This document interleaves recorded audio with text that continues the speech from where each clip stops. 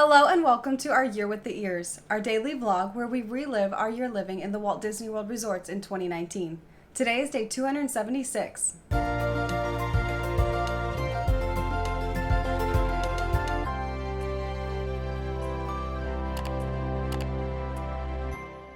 It's moving day today, and we are leaving our studio here at Bay Lake Tower. We do love the location here, but we have to keep moving. So we called Bell Services to come and pick up all of our luggage and transfer it for us. And then we got an Uber over to Port Orleans Riverside. When we got there, our room was not ready yet. So we went ahead and got comfortable in the food court because they actually have pretty decent Wi-Fi here in the food court, and we've got a lot of work to do. We have quite a few room tours we want to upload to YouTube, and so we worked on that because we are able to do it in the food court, which is amazing. It's interesting because we actually cannot do this from the rooms. Yeah. The food court, we're good as far as the Wi-Fi goes, but if we go to the rooms, we won't be able to do it. So we're going to utilize the time while we're waiting for our room to be ready. Around 4 o'clock, we did finally get the text that the room was ready. So we headed over there, took some pictures around the room, and did a room tour for Facebook and YouTube. You've got 2 queen-sized beds here to sleep on, and the beds have these beautiful headboards above them with this bayou picture they've got going on, and you've got Evangeline shining up in the sky there. And then you've got Tiana's crest once again at the top of the bed, surrounded by a bunch of jewels. And one of our favorite things about these rooms is the actual headboards, because there's a button on either side, if you can see that little gold button there, and when we press that button, the headboard lights up and has fireworks.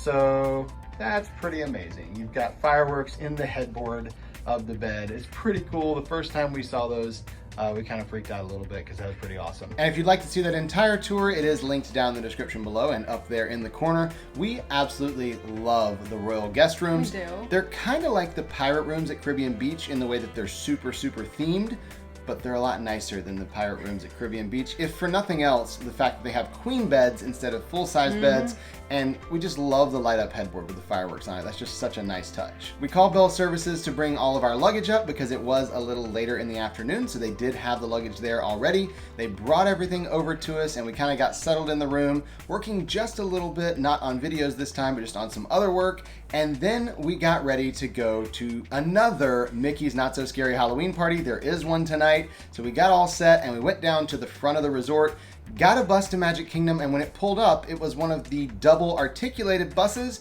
So we got on, and literally nobody else got on the bus. We had the entire double bus to ourselves. That was actually a little bit weird. It was, because having a bus to yourself on a normal day is kind of weird in itself, but having that massive bus, and it takes a lot of work to drive those things. I always feel so bad for the bus drivers because they are huge, and so we just kind of awkwardly sat there with the rest of the bus completely empty. We did pull up to Magic Kingdom.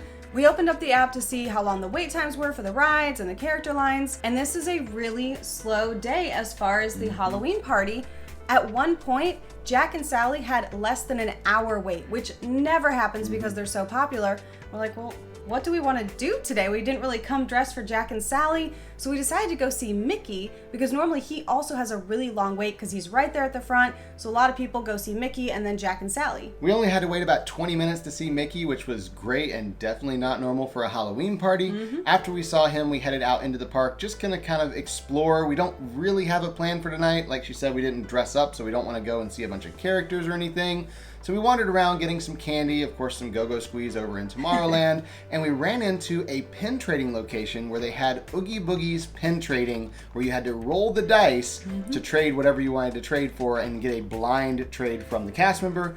It was pretty fun. We got a couple good pins out of that. And then we kept wandering around the park, just kind of getting candy, checking out everything going on, and looking at those crazy low wait times. We decided to stick around and watch the parade because we do love the parade and all the music with it and all the characters. And then we decided to head out of the park after the parade, and apparently so did everyone else, because while there aren't a ton of people here, apparently a lot of them are staying at Port Orleans Riverside because there were a lot of us waiting for a bus. So we had a very packed bus on the way back. So I was really glad that we had a nice ride on the way out because it was standing room only on the way back to the resort. They did drop us off and we headed back to our room, and that was the end of our day today. So we'll see you tomorrow for our Year with the Ears.